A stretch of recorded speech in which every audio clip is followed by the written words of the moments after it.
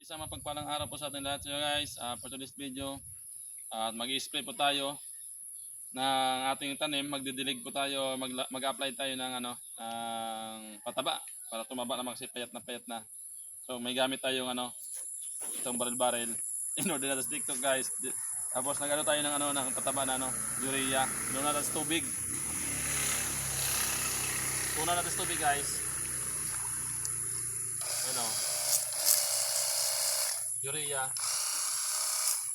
Yan. Naluan natin ng tubig para hindi masyado mabigla yung tanim.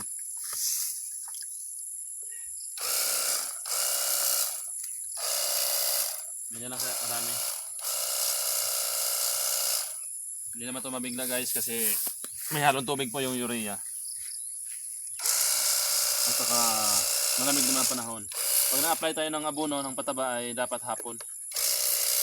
Pag sa araw kasi mainit, mamamatay.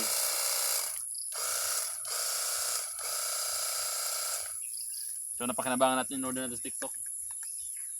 Affiliate na yan.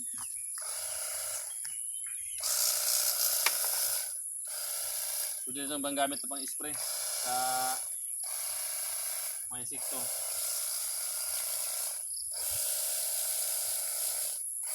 Kanyang.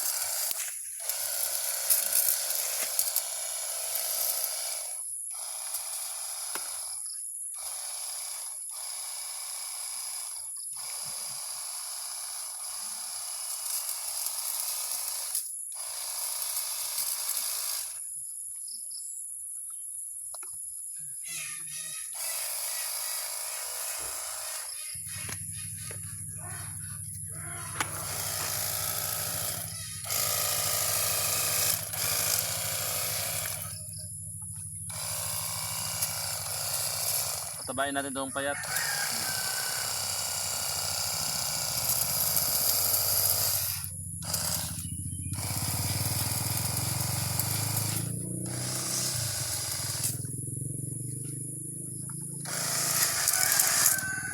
Yeah.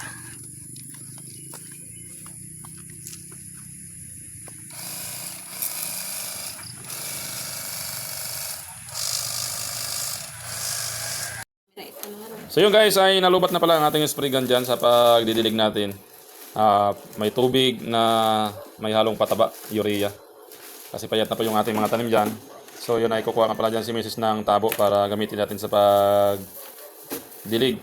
So apply ng fertilizer at tinunaw natin sa tubig. So yun ay ating mga dyan. Ating mga tanim ay pinapakita ko sa inyo kung gaano kalawak guys. At marami na tumubo dyan. So yun, malawak at maganda tingnan. Mayroon tayong pitsay dyan, mayroong okra, at saka mayroong siling haba. Napakaganda tingnan guys kasi umulan. Kaya yung lupa ay medyo maganda at na-pulverize natin. So yun po yung okra natin ay buhay na rin.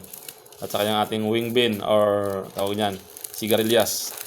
Potato dito sa aklan ng tawag dyan. Medyo payat pa guys, kaya sobrang init. Mabuti naman na itong araw na ito ay medyo umulan, medyo nabuwagag yung lupa. At nilagyan natin ng kagingking or kawayan, yung dulo. Pangano natin dyan. Gawin natin balag para makatipid po tayo. At yan po yung mga tinatawag natin na traditional na paraan para dyan po gumapang yung ating mga pananim. So yun, ituturo ko kayo guys sa aming taniman. Yan po nakita nyo yung may alugbati, saka yung pitsay. Kaso tinira ng manok yung pitsay. At saka yung kalabasa guys, tingnan nyo naman, taba na talaga. At siyempre malinis po yung paligid niya, kailangan malinis yung guys. Ayan, at saka may tanim din tayong dyan. Pipino. Ayan, nakita nyo guys, ang daming bunga, ang lalaki. Kaya sabi ko pwede nang harbisin, pero ayaw daw muna harbisin. Kasi unang bunga, gusto talagang Parang patula kalaki. Kaya yun guys, yan. Ikot-ikot tayo dyan sa ating mga tanim dyan. Napakaganda. At nagsunog pa tayo dyan guys. So, nakita nyo naman kasi inabutan ng ulan. Yun. Tinuturo ko sa inyo ating tanim na kalabasa, ang taba. Kasi kaka-apply ng pataba. Ayun si Mrs. Nag-a-apply din siya ng pataba dyan. Nagbubunot pa ng damo. Habang hindi sa busy, nagbubunot ng damo. So yun guys. At bumalik tayo ulit doon sa ating tanim doon. Kasi didiligan natin ulit. Maganda tingnan guys pag marami kang tanim. Parang na, ano ba? Nakakataba ng puso. Pag buhay na yung tanim mo, nakakatuwa. So pag nakita mong payat na payat, sobrang init, grabe. Nakita mo parang nakawawa ng mga tanim. Kailangan mo talagang pagtiisan, pagtiyagaan, nadiligan sa araw at hapon. So yan na yung tanim pala ni Mrs. na okra ay buhay na. I-applyan din natin yan ng fertilizer. At tinuturo pa niya yung yung kulitis or kadyapa. Yan, pamili ng ng mga kulitis na walang tinik. Masarap gisahin yung guys o ilagay sa gulay. So tignan niyo naman guys, mataas na yung tanim natin na wing bean. Saka may tanim tayong diyan, talong. Saka yung kalabasa, yan umakyat na sa taas. Kasama ng wing bean or sigarilyas. Yan po, pag hindi busy si Mrs. Habang nagpapahinga siya, ay binubungkal-bungkal niya yung lupa. Kaso mahirap talaga sa tag-init kasi tigas na tigas yung lupa. Maganda guys at umulan, medyo buwagag ng lupa nung pinipisil-pisil ko. Ay maganda yung lupa. So yan, mag-apply na tayo ng pataba dyan. Diniligo na lang guys, pero yun ay safe naman kasi hapon ako mag-apply ng fertilizer at tinunaw ko sa tubig yung pataba para naman ay mabilis ma-absorb ng mga ugat ng mga tanim. Kaya mga ilang araw yan guys ay makikita natin yung improvement ng mga tanim nating halaman, mga gulay. Yan po yung paraan ng mga eksperto na, ng mga agriculturists. Yan po yung paraan nila para mabilis ma-absorb ng mga tanim yung pataba. Yung pagtunaw ng pataba sa gamit yung tubig. Kailangan hindi naman masobrahan guys sa pataba. Kailangan sakto lang din yung ratio para hindi masunog o hindi malanta yung tanim natin. Lalo na huwag tayo mag-apply ng fertilizer sa tag-init or sa umaga. Kailangan sa hapon at kailangan madiligan din kagad. Para pagdating ng umaga ay yung pataba ay nalusaw na, lalo na yung urea kasi napakainit po yan. Mainit yung urea pag inilagay mo sa tanghali yan o sa umaga pag nainitan, sigurado yung tanim natin yan guys ay maninilaw, mamamatay. Masusunog po yung mga ugat ng at kailangan niya pag-apply dyan malayo sa puno. Pero ito namang ginawa ko guys, kahit ilagay mo sa puno ay safe naman yan kasi parang nagdidilig lang ng ng tubig. Kasi may halong tubig yung fertilizer. Hindi masyadong malakas yung yung epekto ng pataba. Kaya pinapakita ko sa inyo guys yung ating mga tanim dyan. Kaya nakakatuwa. Kaya sinisira ko lang sa inyo, lalo na sa mga maraming malalawak na mga lupa dyan. Kasi siyempre kami ay hindi naman sa amin yung lupa na yan. Kaya lahat ng nakita nyo yun guys, siguradong tanim natin yan. At talagang pinaghirapan at nagpuyatan daw nila sa pagtanim dyan. Kaya nakakatawa guys. Kasi siyempre ilang buwan na lang mag-harvest na tayo. Kaya sabi na pupunta pa tayo palengke para bumili.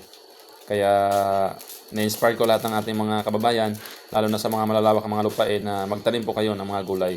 Kaya kaysa magtambay kayo, sayang ang lupa nyo na malawak, wala namang tanim, nakatungga lang, sayang po. Kaya magtanim kayo ng mga saging, niyog, lalo ng mga dwarf. Yan napakamagandang advisable. Mga gulay na mabilis na produkto, kaya talong, kamatis, okra, kalabasa. So yan, maganda pong pananim yan. Sa mga sili, lalo na ngayon mahal ang sili guys. So yun guys, ay nag-ano ako ng dyan, pulverize ako ng lupa kasi mayroon tayong dyan, pitsay. Expired na daw sabi ni Mrs. Pero itatry ko guys kung mabubuhay ba hindi. Expired na daw yung yung boto. Lagpas na sa taon. Tilisting ko lang muna kung mabuhay o hindi. Kung mabuhay siya ay napakaganda. Pero kung hindi na sa mabuhay guys, ay wala tayong magawa. Kasi yun na, expired na daw siya. Pero hindi pa naman guys nabuksan yung plastic na yan. Ako lang talaga nag-open dyan. Kaya maganda pa yung buto. Solid pa. Sana mabuhay. Antayin natin yan guys mga 3 to 5 days. Malalaman natin yan pag mga 3 araw. At makita natin kung may improvement. Kung mabubuhay ba siya o hindi. Yun po ang napakaganda dyan kung mabuhay siya. Kaya kailangan guys ay ipulverize natin yung lupa dyan para lalong maganda. Para yung pagtubo ng mga halaman ay mabilis. Lalo na yung mga maliliit na mga buto kagaya ng mga buto ng pitsay. Yan, repolyo. Saka yung mga na yan. Tawag niya yung mga tomato at saka sili. Yun po yung mga maliliit na buto. Kaya yun po ay masilan. Kailangan ay nakapulverize yung lupa. bago natin i-direct seeding. Direct seeding pong tawag yun guys. Dinirect ko muna kasi walang kasiguruhan kung mabuhay o hindi kasi yun nga ay expired na. Pero try ko muna. Kaya survival, mabuhay ba sa o hindi. Kaya abangan natin yan guys, mga loob ng ilang araw kung may epekto ba yung ating pag-direct seeding ng pitsay. So yung nga pala, nais ko palang pasalamatan lahat ng ating mga viewers dyan. At siyempre sa ating mga followers sa ating Facebook page, Boy Niyog. Yan po ay yung ating page ay medyo hindi na natin mabuksan guys. Kailangan pa natin i-recover.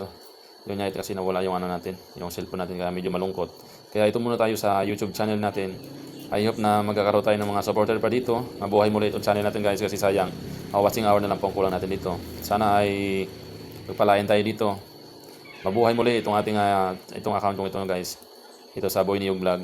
Sana mabuhay muli ito at magkaroon tayo ng maraming watching hour sa inyong panonood. Kaya maraming salamat sa inyong suporta lalo na sa mga taong mga nagsishare ng ating video. Kaya maraming salamat po sa inyong lahat guys. Hanggang dito na lang ang ating video. Hanggang sa muli, God bless po sa ating lahat. At huwag pong kalimutan na mag-like and subscribe at pakishare po ang video. Maraming salamat. Bye bye.